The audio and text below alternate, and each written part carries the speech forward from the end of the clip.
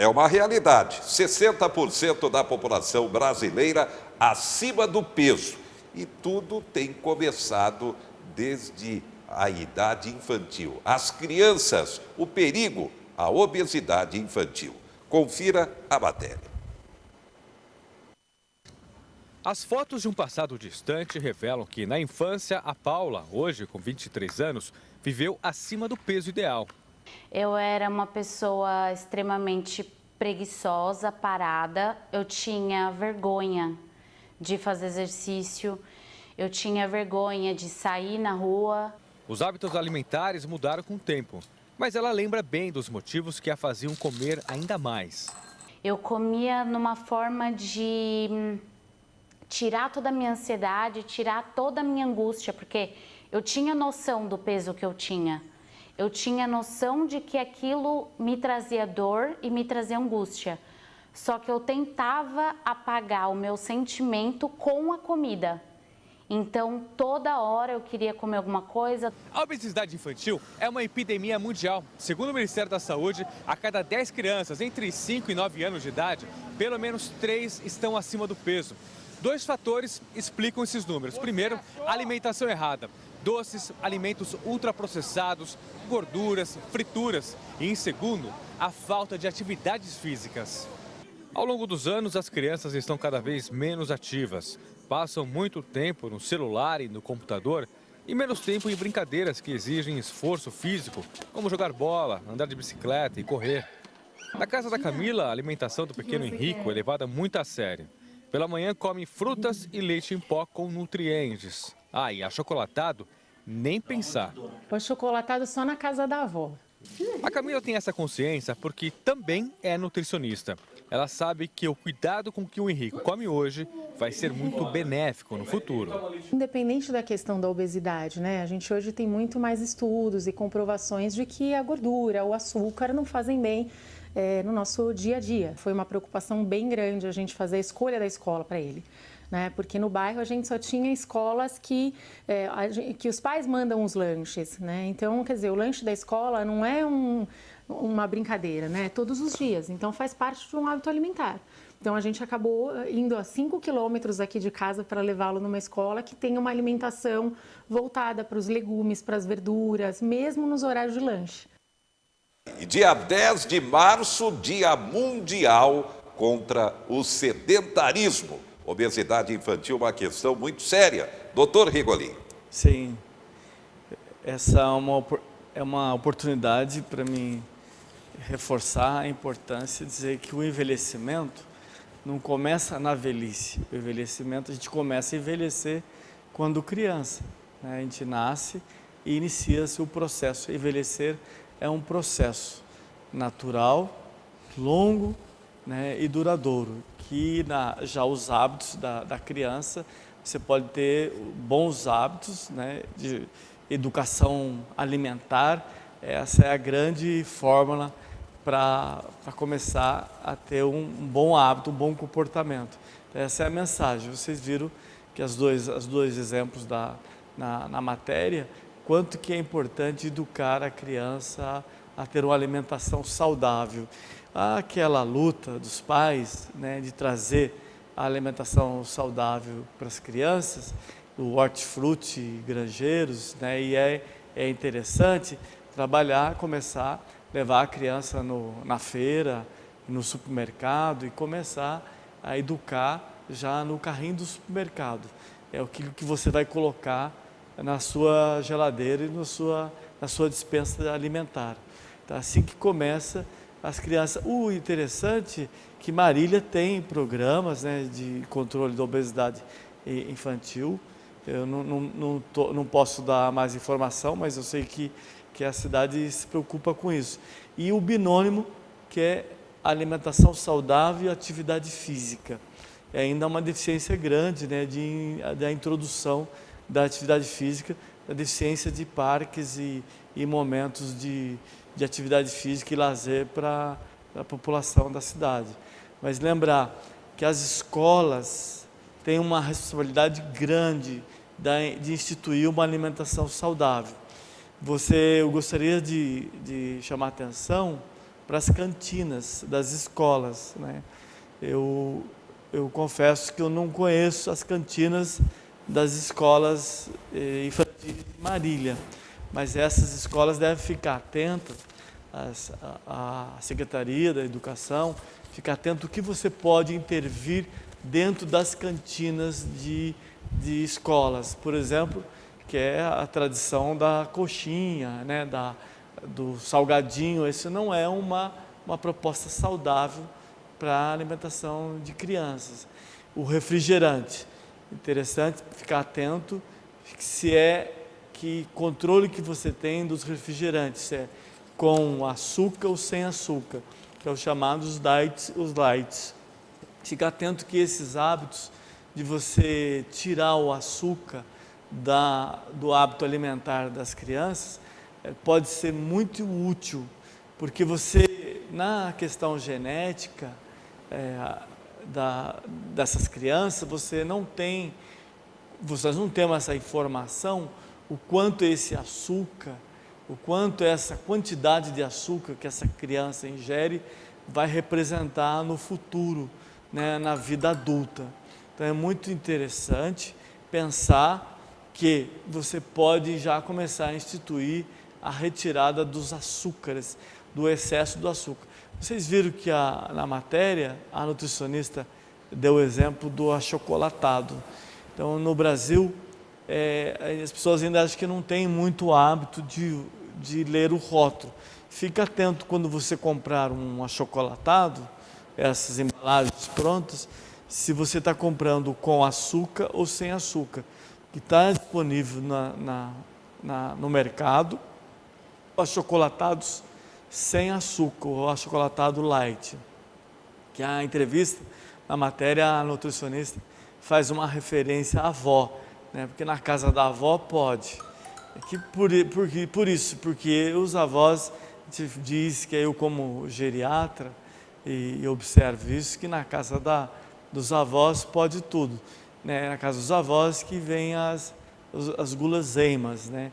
E também é possível sim fazer uma dieta saudável com guloseimas. É possível hoje, você tem acesso às pessoas que têm problemas com açúcar, que devem evitar o excesso de açúcar. Você tem uma grande disponibilidade de doces saudáveis, doces light ou doces diets. Fiquem atentos. Às vezes as pessoas me perguntam, mas é seguro? O diet é seguro? Às vezes elas vão na internet e acham lá o fake news, lá onde diet causador de câncer. Essa preocupação você deve deixar de lado, porque o açúcar, o uso do açúcar, um refrigerante, por exemplo, um refrigerante normal que tem um copo de refrigerante pode ter 20 gramas de açúcar. Então é muito açúcar que você deve evitar. E mesmo aquela brincadeira, você está comendo uma pizza e tomando um refrigerante diet, sim, vale a pena você fazer esse balanço de excesso de açúcar, onde você pode exceder em algum alimento, mas evitar o excesso do outro alimento, que é o açúcar, um dos grandes causadores da obesidade, tanto da obesidade adulta quanto da obesidade infantil. Aliás, como o assunto é a alimentação, continua aquela pesquisa para checar como o brasileiro está se alimentando. Confira. O sanduíche que substitui a refeição. Às vezes está na correria do dia a dia, né? É uma ótima opção. Há quem prefira o pastel. Muito bom. Para Rosângela, o salgado engana a fome. Ajuda, com certeza, porque eu levo mais 2 horas para chegar em casa. Se eu esperar chegar em casa, eu vou comer o mundo depois, né? Não são todos os brasileiros que conseguem diariamente almoçar um prato de comida. E mesmo quem consegue, às vezes, diante de tantas opções, faz combinações não tão saudáveis. Todo mundo fala que a gordura não serve, né? Mas é uma delícia, né? Uma pesquisa da USP vai acompanhar nos próximos 10 anos os hábitos alimentares de 200 mil brasileiros. O estudo quer identificar características da nossa alimentação que aumentam ou diminuem o risco de doenças crônicas, frequentes e que mais matam no país, como diabetes, obesidade, hipertensão, doenças do coração e câncer. Esses dados são importantes para definir políticas públicas e embasar recomendações nutricionais. Os resultados vão ajudar gestores, tomadores de decisão e até mesmo profissionais da saúde no seu dia a dia, na sua prática em saúde, a dar aconselhamentos, fazer ações mais bem informadas. A pesquisa já tem 55 mil voluntários. Para participar, é preciso ter pelo menos 18 anos e morar no Brasil. O cadastro é nesse endereço e os questionários serão online. Importante a gente ter os dados muito bem claros e confiáveis para a gente saber se cuidar. É preciso ter a educação alimentar ou a reeducação alimentar. Doutor Rigolim, o assunto do momento da saúde é coronavírus, mas é preciso dar atenção para a dengue. Marília tem cerca de 300 casos confirmados. A primeira morte por dengue neste ano em Marília confirmada, um aposentado de 78 anos de idade. E agora chega a informação do Paraná. Paraná, que faz fronteira com São Paulo, aqui nas regiões de Ourinhos e Assis, o Paraná com epidemia de dengue, 30 mortes. Não se pode esquecer da dengue, não, doutor Rigolim?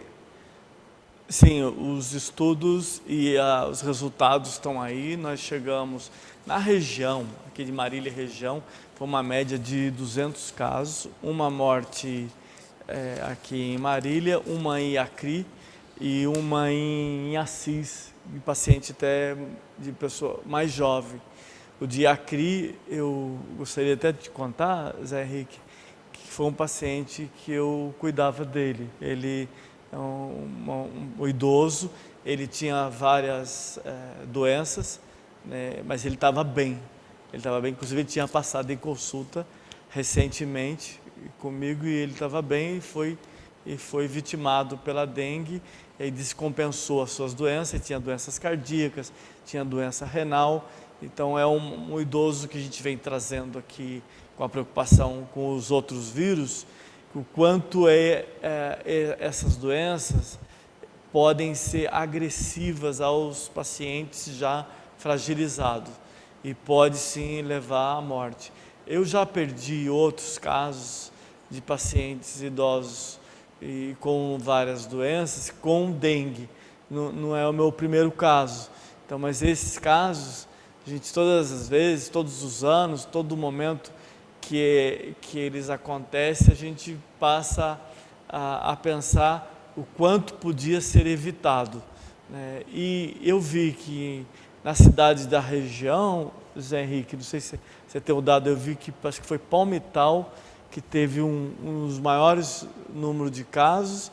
Marília ficou na média aí da região e acho que Bauru também ficou na média.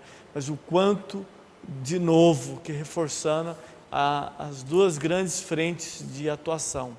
A prevenção, né, que as pessoas, a vigilância sempre está atenta aí para reforçar o importante do criador, né, a prevenção do criador. E mais uma vez eu, como geriatra, médico geriatra, trazendo aqui a atenção para os idosos frágeis, os idosos acamados, o idoso com perda de massa magra, o idoso com doenças, comorbidades, com doenças pulmonares, a proteção desses idosos através de uma boa alimentação, através da vacinação e através das intervenções rápidas. A dengue mata, às vezes, principalmente que demora para intervir, hidratação e suspender os medicamentos de risco, que são os chamados, os antiagregantes. Se o idoso toma o AS infantil, ficar atento para suspender na vigência da dengue, suspender o AS infantil. O AS infantil ele é importante para o idoso, para prevenção de embolia, prevenção de AVC, prevenção de infarto. E na vigência da dengue, ele aumenta o risco do sangramento. Muito bem. Até semana que vem, doutor Rigolin com o Momento Saúde. Destaques finais. Imposto de renda. Continua liberado o prazo para a entrega da declaração, que vai até 30 de abril. Ainda, Itália tem 79 mortes em razão do coronavírus e mais de 2.500 infectados. O Papa, segundo o Vaticano, não está com o coronavírus. Está resfriado, mas o teste do corona deu negativo no Papa. Medida provisória permite contratar temporários sem concurso e pagar 30% a aposentado. O governo de São Paulo continua com a campanha de prevenção à gravidez precoce.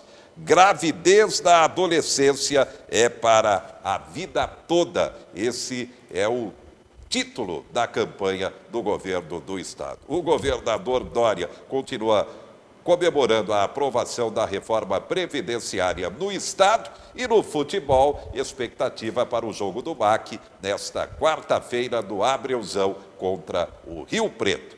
Obrigado pela sua atenção e até a próxima.